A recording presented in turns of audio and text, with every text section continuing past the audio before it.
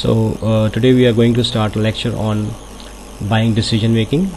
In the previous unit we have already discussed about the different buying functions in different types of retail formats. Now as a buyer, you have to buy for different formats, for example supermarket, hypermarket, departmental stores, discount stores. Then you should be aware of all the aspects which would help you in making a better buying decision. Now in this unit we'll discuss about the importance of market research when it comes to effective decision making. Similarly, we'll discuss about the types of data and the sources of data, and finally we'll discuss about the importance of buying houses. Now what is market research? If you decide, say for example, if you decide to buy or purchase a smartphone or a cell phone, then you would do a bit of market research before buying that particular cell phone, about the different models, about the different companies who are offering the smartphones. And some of the questions which you may ask is about the market image of that particular product, of that particular cell phone in this case. Then what are the characteristics, what are the features of this particular cell phone. Then what are the services which are being offered by this cell phone or smartphone. And then why should I prefer, next question which comes to your mind is, why should I prefer to buy X cell phone? Say for example, why should I prefer to buy a Samsung smartphone instead of an Apple one? And finally you try to compare the prices also, that whether it's value for money or not. In Indian language, if we say, we should call it as paisa vasool, right?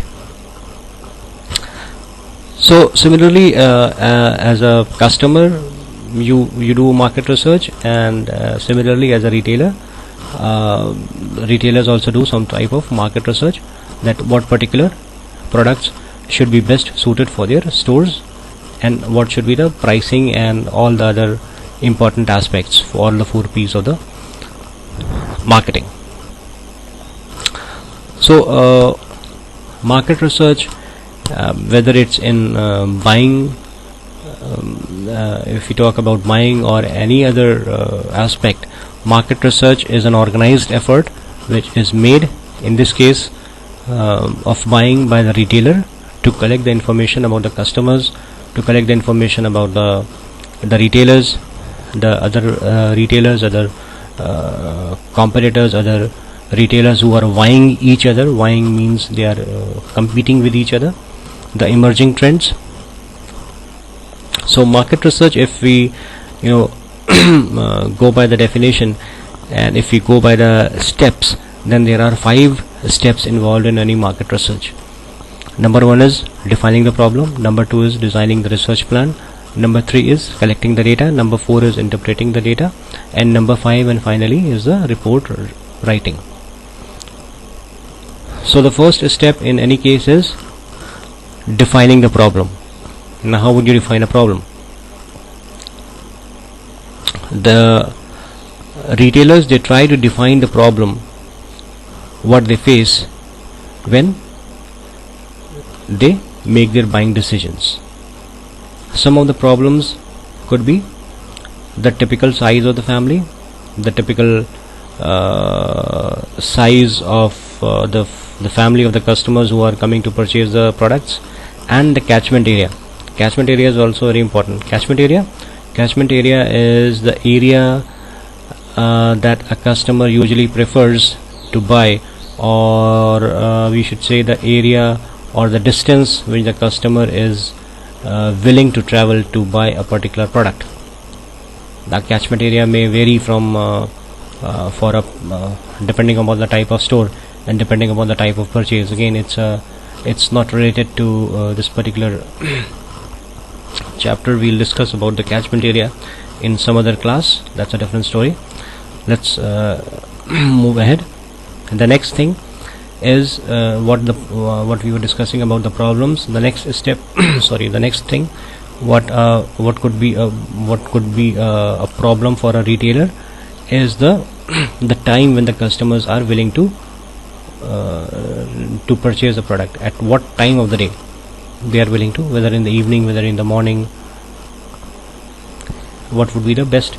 It depends upon the number of types of customers. Again, there are students, there are professionals, etc.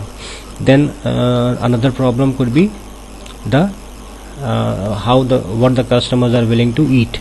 For example, in terms of for any food, or for any supermarket, whether they are willing to eat fresh food items, or whether they like the ready to eat products. Similarly, the next problem could be the mode of shipping, that whether they like to have the home delivery, or they can take the product from the store itself. The next step is designing the research. Now, designing the research plan. The research plan based on on the problem, the research plan could be developed by collecting the data and performing the necessary market research. Next is the collection of data. Collection of data is important because the data could be of two types, primary and secondary, which we will discuss later on. After collection of the data, there is the next steps involved is the interpretation of the research findings. How you will convert the data that has been obtained through primary and secondary research into useful information. That is also very important. That is one of the main rules of the market researcher, to convert into useful data, that the numbers could be useful for the retailer. Next is finally you do a report writing. You prepare the report, which could be read by the retailers or any other person who has the interest in that particular market research report. So from this discussion, we can say that market research plays a crucial role in identifying the requirements of the customers, and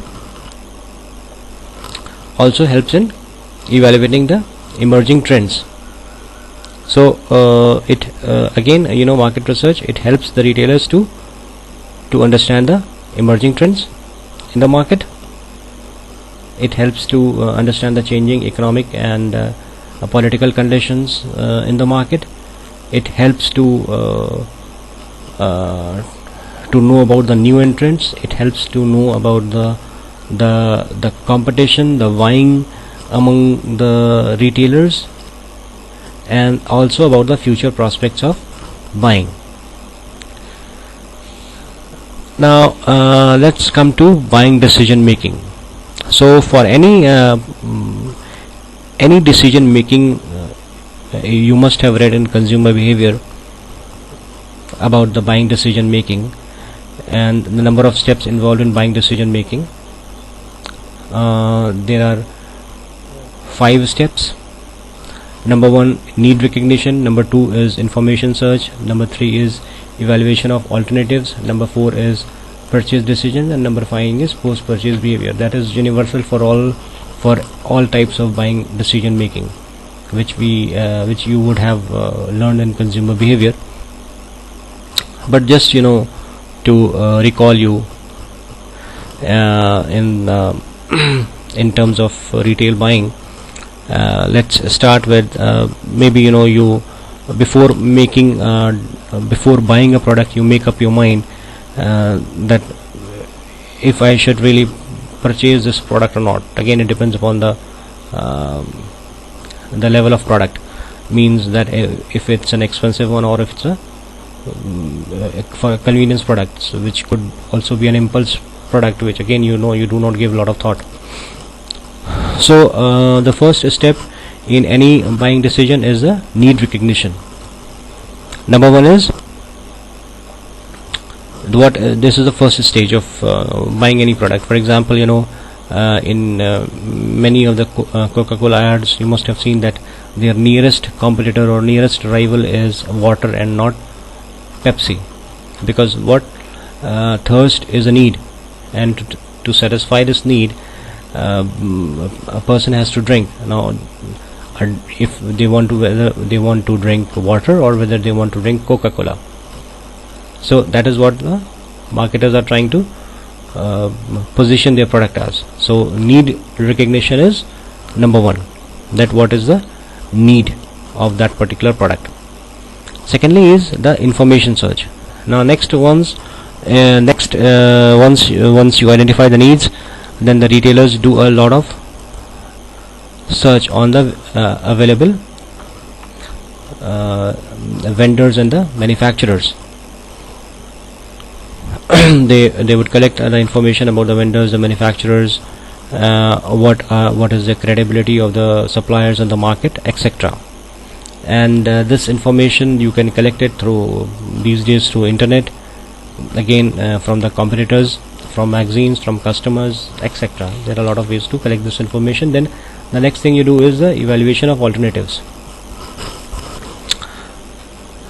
Like for example, you have a set of suppliers you want to know, or you want to evaluate you would like to evaluate the different types of the different suppliers, say supplier A, supplier B.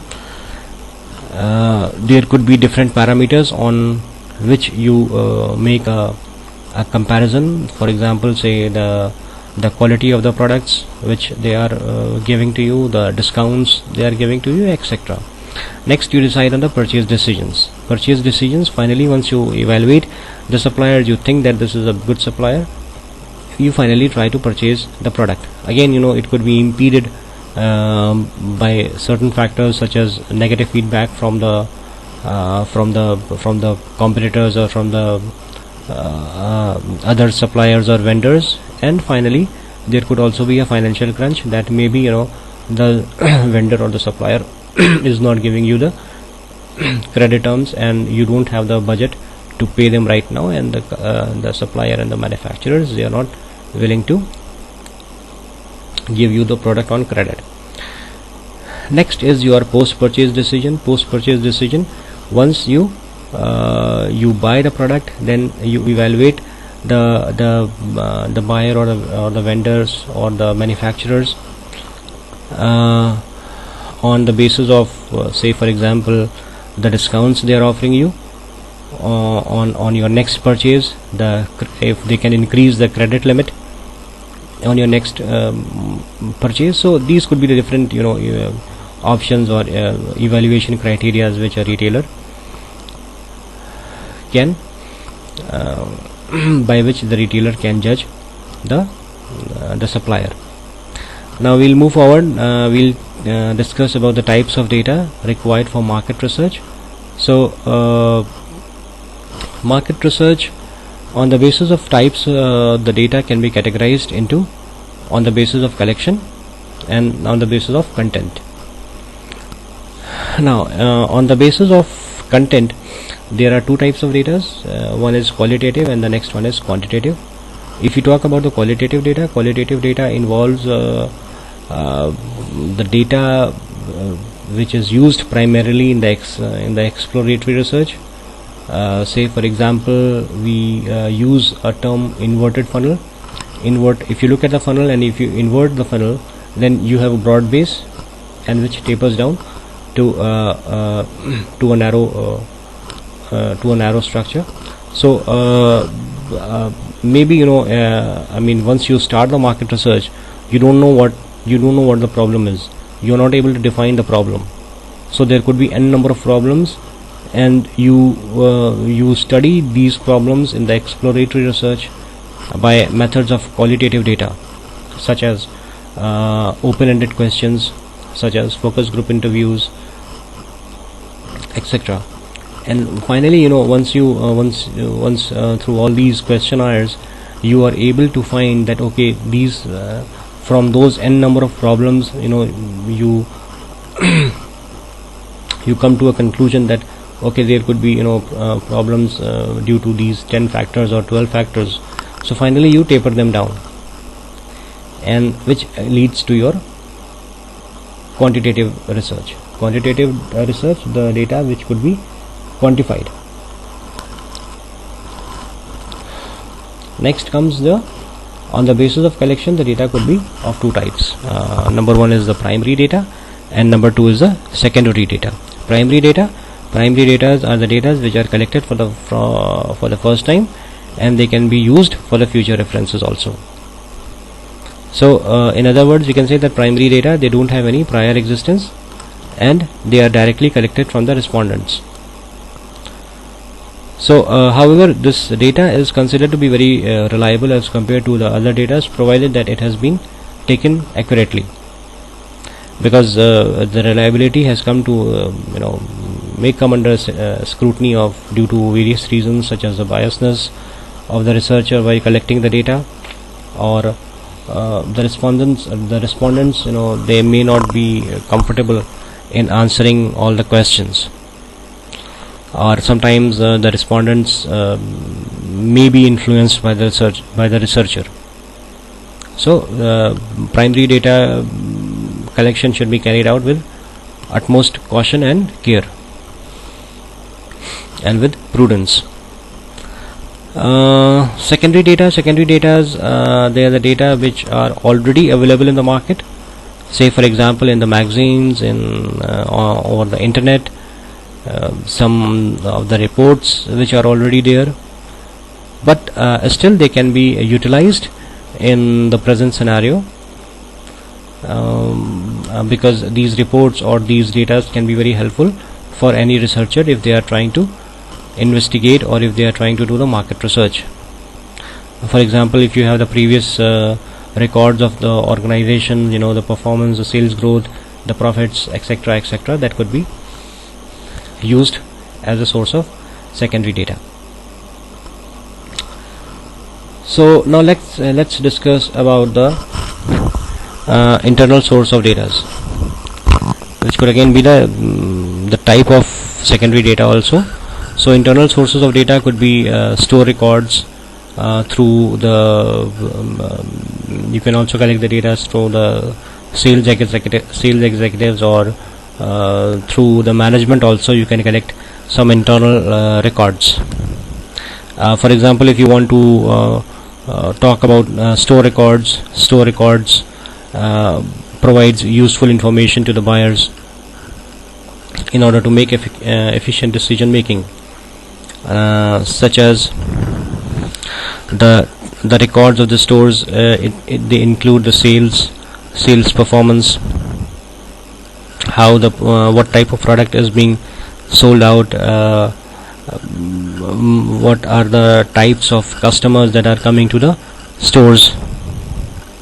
So these are the store records. Then you talk about the sales executives, because sales executives, they are the people who are responsible for boosting the sales of an organization.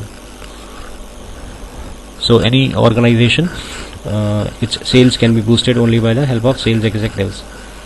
And how they do it? They use the innovative plans. They use their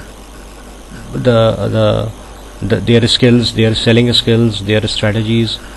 So buying efforts of a buyer would go in vain unless these products are being sold to the target market or target audience. Since the sales executives, they are always in direct touch with the customers, and they know the taste and preferences of the customers who are coming to the stores. So they can be a great help in helping market researchers to collect the information about the customers. Now the external sources of data, they could be the customers, they could be the magazines, the trade publications, the vendors, the competitors, internet, etc. Customers are the key purpose of the buying is to keep the customers happy by selling the products to them, the right product at right time. So in order to keep a tab on customers' preferences, the retail buyers, they need to collect the customer data by conducting the online surveys, by interviews, by questionnaires. Again, this data can be related to the information that includes general as well as individual taste, age groups, location, contact numbers, etc.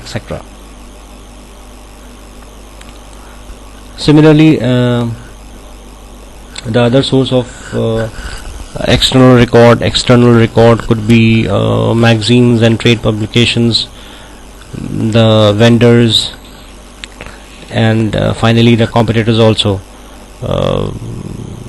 competitors in the sense that uh, you can keep a tab on the competitors through the survey reports, through the project reports, through trade publications, etc., etc. These days internet is there, so it has brought about a revolutionary change in the field of business worldwide. So internet can be used to collect a lot of information about everything, about the customers, about the competitors, about the vendors, etc., etc. So finally we'll discuss about the buying houses. What are buying houses?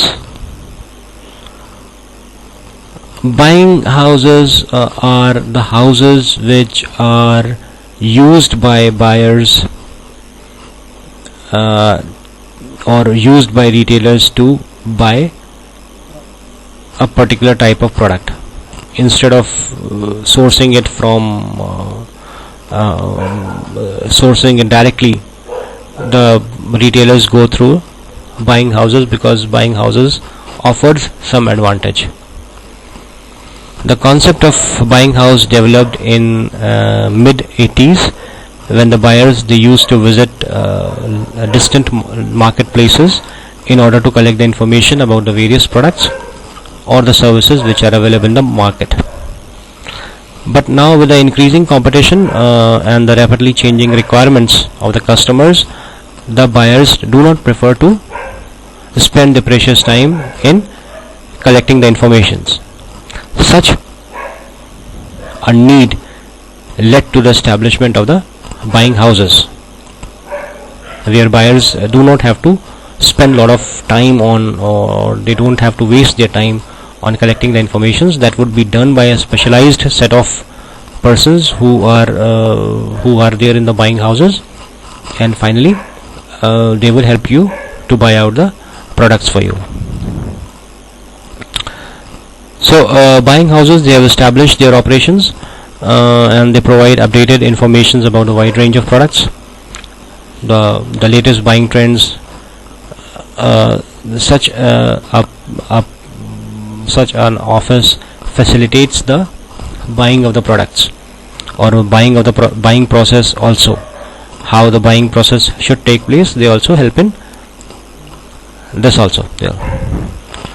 So there are a number of buying houses. For example, we have Jhangu Buying Office, Dot World, Blue Link International, G Network, Vertex Buying Services, Apparel Corp, etc., etc. There are a lot of buying houses available these days. Next we'll discuss about the services which are being offered by the buying houses. Now again, the services which are being offered by the buying houses, it depends upon the size of the business. For example, a small buying house may provide information related to purchase of merchandise, whereas if there is a large buying house, they may include what could be your promotional planning, what could be your strategies, etc., etc. So these offers they provide information related to marketing opportunities, as well as they also give some advertising suggestions. They also suggest you that how to advertise your products, and also the seasonal impact of the prices on a particular product. So buying houses, they also support you on on sharing the information among the members who are connected to the buying house. For example, the vendors, the customers, the retailers, etc., etc. Now if there is any issue with any vendor, if there is any issue of a retailer with any vendor, then he can share that particular experiences with the other retailers who are dealing with the same vendor. So further, this particular feedback is communicated to the vendor, and in this way they help the buyers, the retailers in fact, to make efficient buying decisions. Now, types of buying houses. So with the increased opportunities in retailing, the number and services of buying of houses have increased. As a result, buying houses, the scope of buying houses have increased a lot. Now broadly, buying houses can be categorized into three types.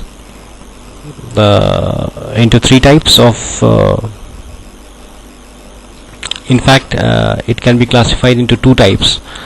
One is your independently owned buying house, and the next one is your resident buying house. Now, what is a resident buying house? Resident buying house is a sort of a buying house. It is an independent buying house, and this buying house is located in the wholesale market, and it deals with a particular type of a merchandise. And all the buyers, they can obtain the information about the products made by this manufacturer. For example, Doniger Group. So as per American Marketing Association definition of a resident buying house is an office that represents many retailers in the same line of business in the central wholesale market, providing information about the market developments and guidance in purchasing and actual placing of some orders for their clients. So the key functions which are being offered by an independent buying house is assisting the retail store buyouts, analyzing the buying trends, handling the records of manufacturers and the suppliers, identifying the new sources of information, and handling the complaints of the retailers. Then next we were discussing about the resident office. The next is the independent owned office. Now again there is a subdivision in resident office. Number one is the individually owned office, number two is the fixed fee offices, and number three is the commission office. So these are the categories of the resident offices.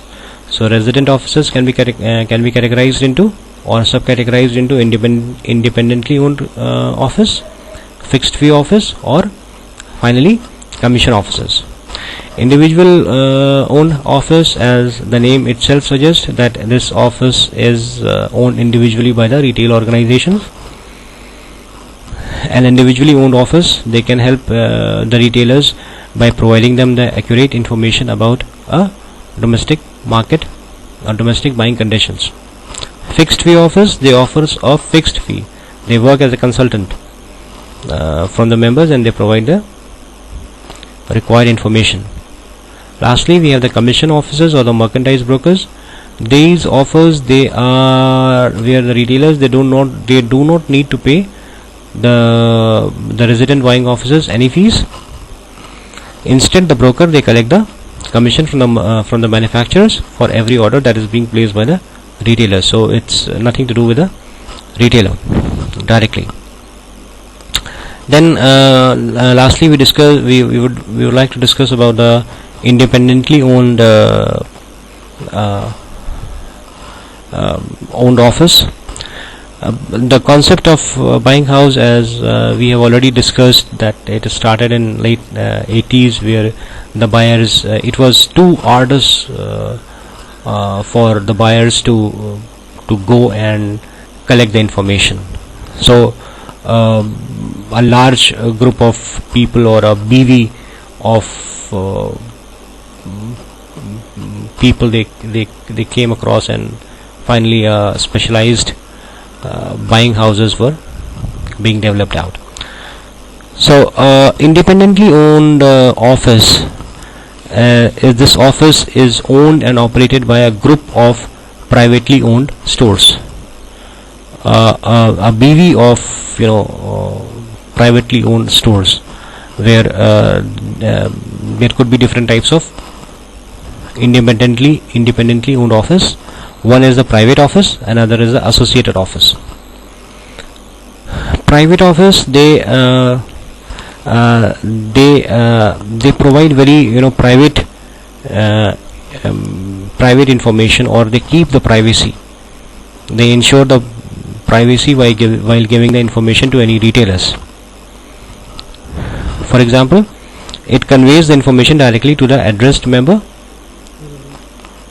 whether it's a retailer or a vendor, and it does not pass on the information to any other member. It is only limited to private and small clients. It ensures a greater degree of privacy, as I have already discussed before. Associated office, when it's such office, it performs the functions with a group of stores, with a BV of stores. When two or more stores they act together, the chances of information sources and the validity, they are noticeably higher. So if two stores they join together, then also the information it could be it could be sourced quite easily, quite quickly, as well as the stores can also validate the data. And the expenses, the operating expenses, they are shared by the stores based on the sales volume. For example, Associated Merchandise Corporation, that is an American apparel sourcing and product development organization that serves the various US retail buyers. So finally, we would be discussing about the factors that influences or that affects the buying offices. What are some factors which affect the buying houses? Number one, the changing economic conditions of a country or a region, the changing taste and preferences, the level of competition among the buying offices, sudden or increase or decrease in the fees that is being charged by the retailers, limited commission to the brokers. Similarly, the last one could be the experience which is being experienced by the retailers with the buying offices. So these could be the factors which could affect the buying offices. So this is all about buying decision making. I hope you enjoyed the class. In case of any questions, you are welcome. Thank you.